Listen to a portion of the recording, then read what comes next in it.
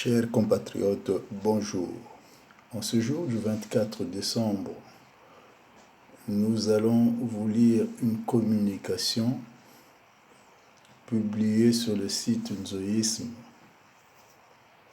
à propos de la victoire de l'opposition en 2021 du collectif Kula Bantu ku Congo. Alors, d'entrée de jeu, c'est un texte, comme le dit son avant-propos, qui est une version actualisée d'une analyse parue en 2002 à l'occasion de l'élection présidentielle.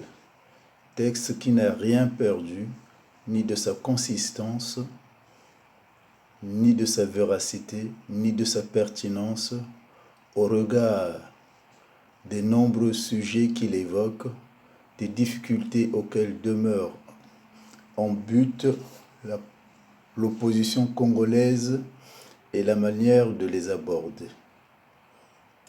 Par son caractère prémonitoire, le texte indiquait le sort auquel étaient conviés bon nombre de dirigeants politiques de l'opposition. Exil à jamais pour certains, amnistie sélective et donc anesthésiante pour d'autres. Émiettement des partis de l'opposition, paralysie complète des forces. Le texte indique ce qui conviendrait pour redonner une âme à cette opposition qui n'en est plus à une fin d'assurer sa résurrection.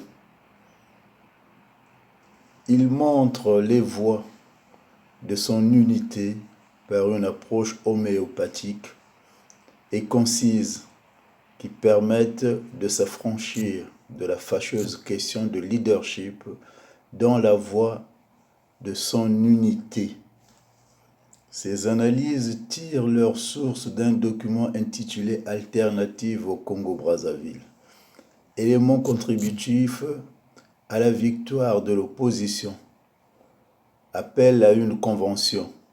Il demeure, non point douté, une contribution majeure. Un document de référence devant inspirer le combat politique d'aujourd'hui de l'opposition. Ce document est une contribution, comme nous l'avons déjà dit, de Kula Bantu ku Congo. Tout ou presque s'achemine sur une défaite annoncée de l'opposition en 2009. Une débâcle pour la résistance, un statu quo politique national et donc une victoire des forces du mal, le maintien d'un ordre politique désuet et décrié.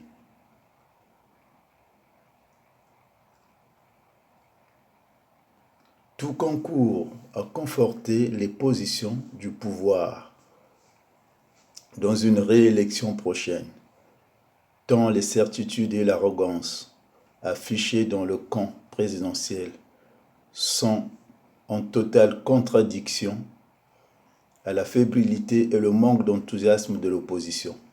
Tout se résume dans un rapport illégal.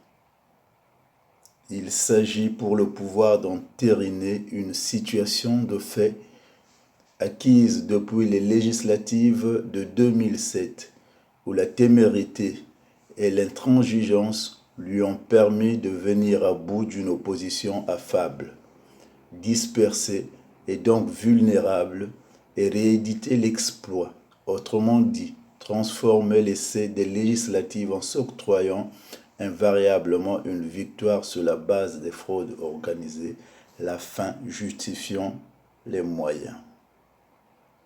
Tout présage ainsi d'une élection jouée à l'avance où 2009 apparaît plus qu'une formalité où la seule volonté du plus fort peut compter et l'opinion nationale médusée, l'opposition flouée et désabusée devront subir les affres d'un pouvoir autoritaire et patriarcal.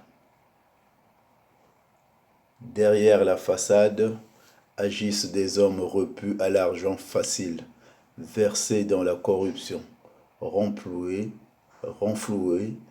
par des innombrables ressources qu'apporte la rente pétrolière dont ils tirent ostensiblement profit au détriment du peuple du grand nombre.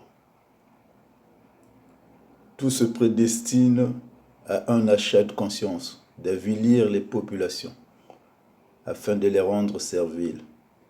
Tant une chose est vraie, le régime de Sassou Nguesso a su jouer de la corde sensible, avoir affamé sa population pour la rendre corvéable à jamais et être parvenu à domestiquer une partie de l'élite politique. La démultiplication des partis politiques et associations ne sont qu'un moyen d'alimenter tristement ces réseaux de soutien. Ils sont, autrement dit, une forme d'extraversion dans la redistribution des ressources fondées sur l'endoctrinement, le copinage. Cette corruption s'opère par le biais des proies faciles, que sont les jeunes désœuvrés et autres couches de la population privée de tout droit économique. Le pouvoir, cherchant par ce biais à déposséder le peuple de son droit à des élections démocratiques. Ainsi veut-il inlassablement, par ailleurs, jouer de la peur comme les précédentes présidentielles afin de rééditer une tricherie organisée dans le climat de traumatisme de guerre. Car, hormis le fléau de la corruption, cet argent facilement gagné, qui gangrène les organes de la politique et l'ensemble du tissu social en constituant un goulet d'étranglement dans la sphère de la production, le pouvoir use de l'intimidation pour acculer le peuple à des réactions violentes qui justifieraient le retour à la guerre civile ou le climat de guerre, ce qui légitimerait le maintien de la situation actuelle. L'opposition se doit de ne pas tomber dans le piège que ce dernier voudrait aussi tendre à la communauté internationale. Ces propos, pour surréalistes qu'ils puissent paraître, ne discernent pas moins la triste réalité à laquelle est convié. On devra soit s'y résigner, soit s'exiler, soit se taire à jamais. Plus que jamais, on se doit de réagir afin de créer un rapport de force nécessaire au changement. Le pays risquerait de sombrer davantage dans la déchéance, état de décrépitude déjà si avancé qu'il reviendrait aux générations futures d'en payer un trop lourd tribut. C'est le sens du devoir. Si d'aventure Sassou Nguesso parvenait à se construire une victoire électorale sur les ruines actuelles du pays dont il clame ostensiblement ne pas devoir porter de la responsabilité, nul doute qu'il ne se gênerait